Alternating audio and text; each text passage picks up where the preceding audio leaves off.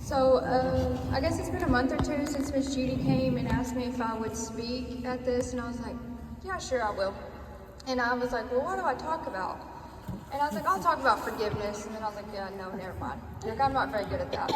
And so I texted Rhonda, and I was like, so how does this work? Like, do I just write down all these ideas and then just talk about that, or what happens? And she was like, God will tell you what to do.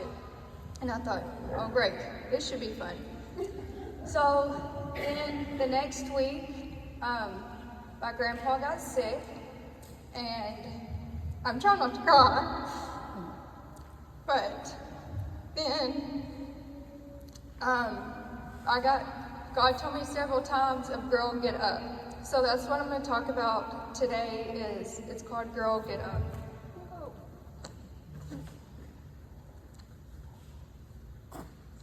I had these marked, but Josie probably took them out. Yes. Or Kinsley did, since she's saying that Josie did it. No, I did not. So I'm going to read from Luke 8:49 through 56. And we've all heard the story of the woman that bled for 12 years and touched the end of Jesus' robe, and she was healed. So it says, when he was still speaking, someone came from the synagogue leader's house and said, your daughter is dead. Don't bother the teacher anymore. When Jesus heard it, he answered him, do not be afraid, only believe. And she was saved. After he came to the house, he let no one enter with him except Peter, John, James, and the child's father and mother. Everyone was crying and mourning for her, but he said, stop crying, she is not dead, but asleep. They laughed at him because they knew she was dead. So he took her by the hand and called out, child, get up. Her spirit returned, and she got up at once. Then he gave orders that she be given something to eat. Her parents were astonished, and he instructed them not to tell anyone what had happened. I don't know if I've ever had trouble with Eve, like we all like Ruth and Mary and all them, but I have had a trouble with Eve because like you had one thing to do, and that was not to eat from the tree of knowledge and good, but you did anyways. And then I just want to ask her, like, was the fruit worth it? Was it good? Was it juicy? And then God told me, you're not much better than what Eve is. So in Genesis 3:1 through 5, it's the serpent coming to Eve and telling her, did God really say, like, don't eat from any tree in the garden? And she's like, well, just don't eat from the tree of knowledge of good and evil. And then he was like, the devil tells him, no, you certainly will not die. In fact, God knows when you eat it, your eyes will be open and you'll be like God, knowing good and evil. So how many times have we known better and did not do better? So 2 years ago, it was during COVID, I just had Josie. I was in a room with 2 other people. We had, working in COVID in the medical field was not the best. And it was lonely. And I ended up texting this guy, and the voice in my head told me, it's okay, we're just friends. Kobe will never find out. Well, it's not my fault that Kobe's gone working. Or, we're just texting. I can just delete the messages. Kobe will never find out. And I knew better, but I didn't do better. So like Eve, we're all carrying, like Eve, we're all carrying a casket that follows us into our relationships. It's made us where we're no longer innocent or carefree, because that's when pain met us. Now, me having the affair is not the first time that pain had met me, but it was definitely one that changed me. But it changed me for the better. It would be one thing just to have a casket that we all carry, but we also have all these curses and issues that we also carry in. And now we have to deal with these caskets or the curses and the issues that are attached to these caskets. Some of the things that are in my casket was depression, anxiety, addiction, drugs, alcohol, lust, which drugs and alcohol was not me, but my parents, so that's part of my casket. The chaos, my parents splitting up, thank you. Losing my mom when I was 17 due to addiction, my dad not being very involved, and that changed the way that I saw marriage, having kids, and raising a family. And that changed my perspective, which is the curse, because it changed me being able to be a wife or be a mom. And she's probably gonna kill me for this, but this is my nanny, and if it wouldn't be for her and my papa, I would be where I am today. I told myself I wouldn't cry. And I've read this 1,000 times and not cried. I went to Africa and shared the gospel to hundreds of people. I went to their houses and said, sit down, listen, and I didn't cry. Even when they told me to get out, I just kept on talking, and they just kept pushing me out, was sweeping their dirt. And yeah, that's the only time I cried is when I'd FaceTime the girls, and they asked when I was coming home. Well, I'm 8,000 miles away, so. We all have an Eve attached to our name, but God cursed the serpent. Just a second. And when he did, he said, "You're cursed more than any livestock." And the worst part for him isn't that he had to crawl on his belly for the rest of his life, but it is that God put a curse between him and a woman and his offspring and our offspring. And so his greatest enemy is going to be a woman. And it says that he is going to strike your head and you will strike his heel. So it says that she's going to have her heel bruised by the serpent, but ultimately her seed will crush his head. In the middle of all your caskets and your curses, there is a cross and a promise, and that's where we get hope from God. And no matter what you've been through or you're going through or you're about to go through that you don't know, it looks like the enemy is won or is going to win, but at the end, it's all said and done. God's going to give woman a seed, and when she produces that seed, it's going to crush the head of the serpent. So like I said, the devil's greatest threat is a woman, because when we find out that the heel cannot hold us down or keep us from walking, and our bruised heel will crush the serpent's head, then he doesn't have a chance. So going back to Luke 8, the little girl was on her deathbed, but she was just sick. She wasn't dead. And when her father encountered Jesus, he just said, "Hey, my daughter is sick." So you can't just turn off and die. Like, there's a slow fading of your hope or your dreams, your desires, your purpose, your healing. And Jairus comes to Jesus, and his daughter was just sick.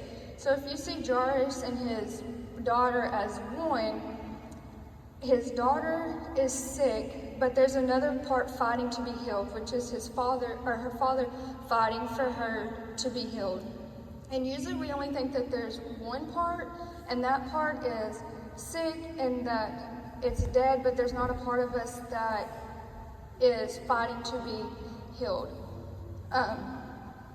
There's always going to be someone fighting on your behalf, because God has planned your life in a way that he has people praying for you that you haven't even met or don't know that they are praying for you. And it isn't because they know you or that they know the situation that you're going through, but it's because that they know that you need to be restored from God, and that no weapon against you can prosper, not even the ones that you've formed in your own head and the voices in your head. And there's always going to be someone fighting for you. When I got 2 years ago, after I told Colby about my affair, a few months later, I get a Facebook message, and it says, "Hey, just to let you know, Colby's probably the father of my baby." So, there's that. And the next day, we were going to another church at the time, and we pulled off on Smith Road to turn on Highway 16, and Kinsley says, "Can I go to church with me and Papa?" I'm like, "Yeah, sure, I don't care."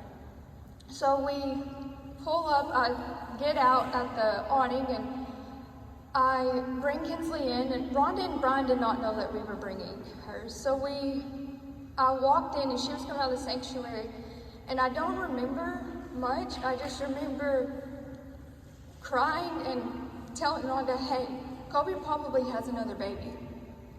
And we had a guest speaker that day, and I remember Brian taking us, I think we may have went to this room, I don't know. And we went to the sanctuary, and we stood at the back, and it was time to go to the altar. So Brian took us up there, and it was just like, probably a lot of y'all came and prayed for us and with us. And even as the days and the weeks and the months went by, 99% of people did not ask, "Hey, what's going on?" Like, they didn't need to know the details. And one thing that Rhonda told me was, there's going to be some people that, yes, they're going to say that they're praying for you, but they're going to ask, "Well, what's going on?" But the people that really care for you, they don't need to know the details. And that was y'all. So I just want to say thank you for those that fought for me and my family when we didn't have anything else to fight for, the people that saw something in me when I was ready to give up, and for the people who created this environment for me and my kids, for us to grow when I felt like it was over, when I felt like my marriage was over, and that I was done with God. But then I had all of y'all praying for me, and especially, I don't know if y'all know, but Rhonda's one that prays a lot,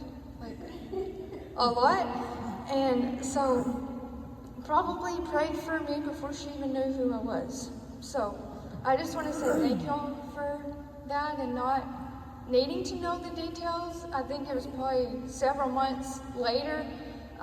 Some people did ask us, did y'all adopt her? Are y'all fostering her? And it was like, no. And that was probably the only time we ever had questions, because y'all didn't need to know the details. Y'all just knew that we needed God, and that's all y'all cared about. So I just want to say thank you for that. So back to Jairus, he was fighting for his daughter. And if you go to verse 42, it says that where he was going, the crowds were nearly crushing him. So even while Jesus seemed busy, Jairus still went to Jesus to ask for help. That, she goes from sick to dead, but in the middle of this, Jesus is healing other people. So several of us probably have or had dreams or desires that went from sick to dead because we were or are too busy trying to heal other people. And especially being moms, that's hard to, put your dream of going back to school because you got to put your 2 kids in school or whatever it may be. In verse 29, it says, "Your daughter is dead. Don't bother the teacher anymore." So you get told a lot, your dream is dead. Your marriage is done. You're not going to be able to do this. You're already depressed and you already have this, and this, so why continue fighting? Just let it go. You're not going to make it through this. There's always going to be another voice trying to convince you that your dream is dead, and that voice that is trying to convince you that your dream is dead is the same voice that has convinced your mom or your sisters or your grandmas out of some things. And God says that voice is going to stop talking to you when you kill that voice. When you kill that voice, you break the generational voices curse. I know there are probably some people in this room that is ready to kill that voice or has killed that voice. I know when I started studying this, I was like, okay, I'm ready to kill this voice. And it wasn't just for me to be able to do better, but so that my daughters didn't have to live with this voice any longer either, because my mom passed away when I was 17 from suicide, and so I've lived with that. But then it's like, well, I don't do drugs and I don't do alcohol, so I feel like I've already broke those curses. But then what about this mental health side?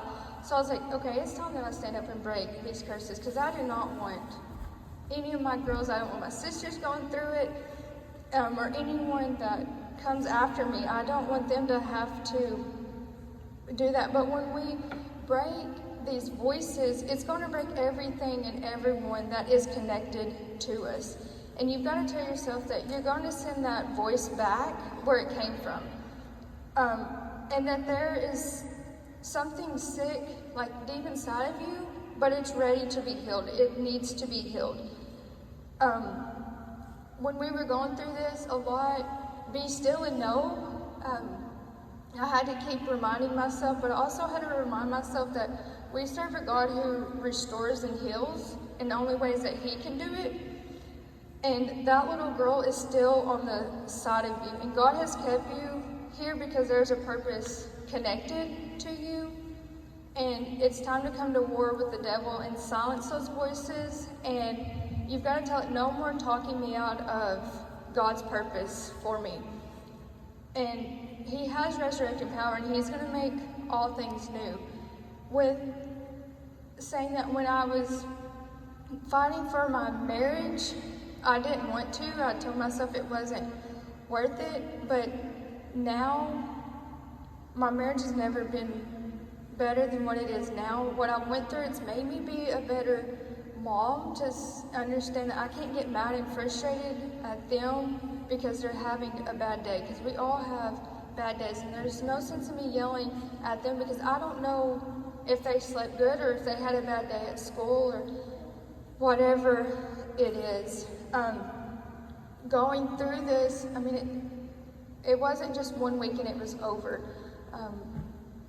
It's been a constant battle, and I feel like I've got most of my strength back and got most of my purpose back. There's a lot of times where I'm like, God, why do you still have me here? This is ridiculous. Whoop-de-doo, people's parents die all the time. Whoop-de-doo, there's affairs all the time. But then when I was doing this, I'm like, okay, well, maybe there's someone here that needs to hear this, and maybe this is my purpose. Like I was saying a few months ago, y'all prayed for my grandpa. Last year he got diagnosed with mantle cell lymphoma, and he's been at MD Anderson for the past year. In April, we got told he was in remission. The chemo, he did the cancer targeted kind, it never slowed him down. He still went hunting, he still went fishing. He was maybe tired one day out of the month. But this time he was in the hospital, and they asked us multiple times, me and my grandma, who is his healthcare proxy, who's going to make the healthcare decisions, and we're like, oh, this is the real deal. He had some kind of meningitis, which is the worst kind of meningitis that you can have. So while we're sitting in the ER and they're telling us, hey, he's probably not going to make it out of this, he's had cancer and now he has this. And I was like, okay, should I text my friend group and ask for prayers? No, I probably shouldn't, because he's not going to make it anyways. And I was like, no, I'm going to. And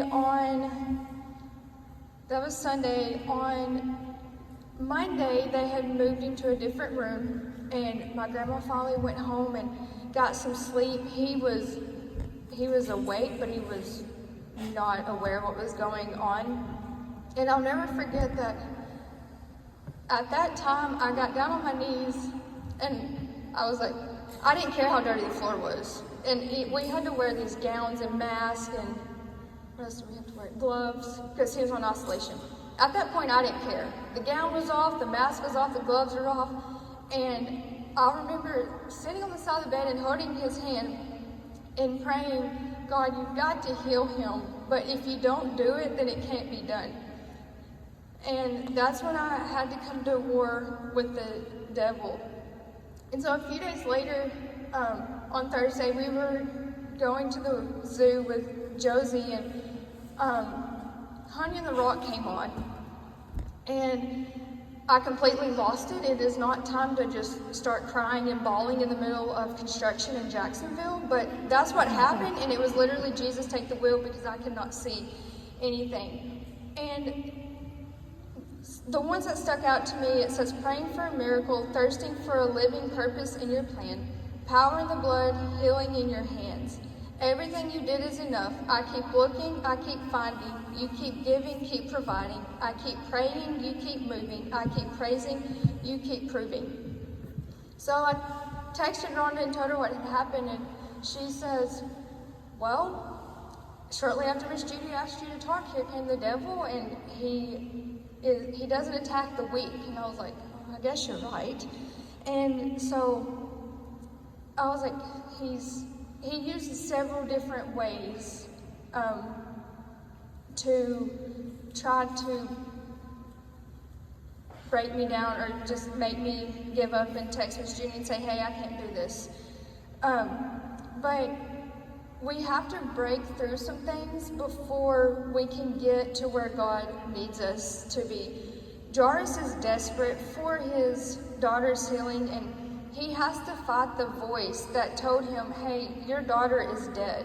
Like, don't bother the teacher anymore. And I think at times we stop praying or bothering God because we thought or we think that it's dead. And we pray when we think that there still is a way, but when it seems impossible or hey, it hasn't happened yet, we stop praying and we stop fighting. And oftentimes God leaves you with no other choice or option so that you know that it was a miracle when it happened. Okay. On Tuesday morning, it was like 8 o'clock, the doctors came in, Papa was still out of it, had no idea what was going on, and I told Nanny, go home and get some sleep, like, I'll let you know if anything changes, like, he's been like this for 3 days, he's not came out of it, he's still fighting, and they finally got him to go to sleep. Well, she hadn't even made it to Judsonia yet, so 8:15, he sits up and he's like, hey, what are you doing? Hey, what's going on? Why am I here? And he starts asking questions. And I was like, I've got to call Nanny. So I call her and I'm like, don't worry. Like, Papa's okay. He's sitting up talking. He's asking questions. So later that morning, the doctors, I had seen him at 7:30, whenever their pre-morning rounds is, they walked in and they said, are we in the right room? And I was like, yeah. And he said, are you sure? And I said, yeah, we are. Well, later on, they brought me their documentation, and it says, later in the morning, he was miraculously sitting up and talking. And that's what the doctors had wrote on him. And I remember I texted several people, and I said, now that's the God I serve. Last week, he had to go back to MD Anderson just because of what was going on. And the hospital here didn't understand it, and the infection disease, I don't know how many doctors they've seen, 4 or 5, I think, in MD Anderson, and they said, we do not understand. Like, we don't understand how he's alive. And it's like, well, obviously you don't know who God is, because I wanted to, when Nanny kept calling me, they were down there all last week, and kept saying, they just don't understand. They can't put this together. They've called in another doctor. Hey, they've called in another doctor because they don't understand. And I thought, I serve a God who heals, restores, and redeems. There are some things that did not happen, and we did stop praying for it, and it did die. And some of us may need to start bothering the teacher again to get your dreams and your desires back, and refuse to believe that it's not dead, because there's a reason that he gave you a second chance, and it isn't just to sit here and watch your dreams and desires to die again. And I like to think that God has given me more than just 2 chances, but I've decided I'm not going to just let him continue to control my life. Stats may count us out. They definitely did not think that my grandpa was going to make it, but God is a miracle worker, and he's done things time and time again. And just because it's dead to you, it doesn't need to change your prayer life. And if God has killed something in your life, maybe it was for the better, or maybe because he has something better for you, or maybe he'll bring it back to life. I've got told no a lot, and I don't like being told no. You're probably the same way. But with certain things, like, we don't need to be upset that people tell us no, but we need to celebrate them, because that's one step closer to a yes attached to my name.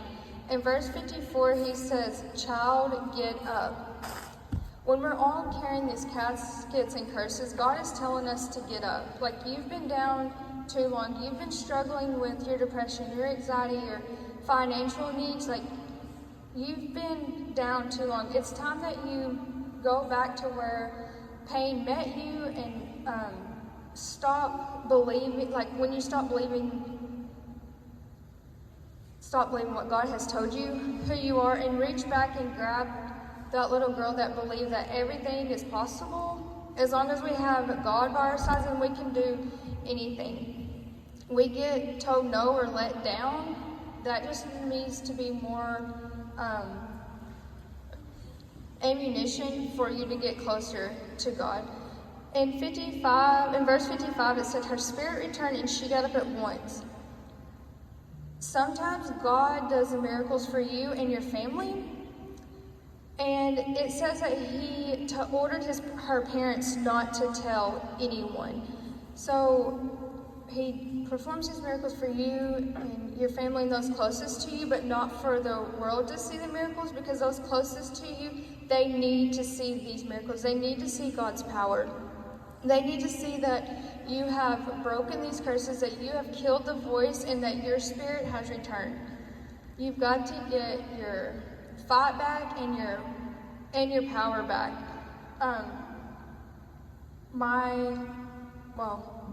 My daughters need to see that I got my fight back after getting knocked down several times. And maybe your mom needs to see that addiction can't hold you down. And I put on here, my nanny may need to see that brokenness can't knock me down. I know she was worried about me a lot, but here I am. And being a woman is not easy. But as it says, bruised heels can still crush the serpent's head. When your spirit returns, then no weapon can form against you, but generations are connected to your spirit coming back. So I don't know, I know Pastor Dane has said the past few weeks that there's a lot of families that are struggling in the church, and it may be y'all, it may not be, but it's time to get up. It's time to get up again, because addiction can't have you, divorce has got to let you go, depression can't have you, anxiety can't have you, and hell definitely cannot have you. My daughters and my sister, my mother-in-law and my nanny, they need to see you get up. My generation needs to see you get up, or even Kinsley's generation needs to see you get up and get your fight back, your power back, your marriage, get up for your kids, get up for your friends, your co-workers, even for the women of the church, to get up for them, and start acting like you have a crown attached to your name. Even when you're sick and dead, or when you were sick and dead, you were still his. I was born at 26 weeks, and I weighed a whole 1 pound and 10 ounces. And I probably was not supposed to make it through there, but I believe that God has kept me alive through that, and through losing my mom and going through just one battle after another, so that I can have a testimony to everyone that is attached to me, and so that maybe today, that maybe I'm speaking to someone that needs to hear that, to get back up. I got up. There was times that it was not easy. I got my fight back. I got my peace back. And I got my spirit back. And I let the devil and death know that the Holy Spirit was coming back to me. So I hope today that no matter what you're going through, that you are able to get up, to kill those voices in your head and let hell know that they cannot have you. So whatever you're going through, you serve a God that will restore you, will redeem you, and that will heal you. That's all I have. Don't forget your prayer request.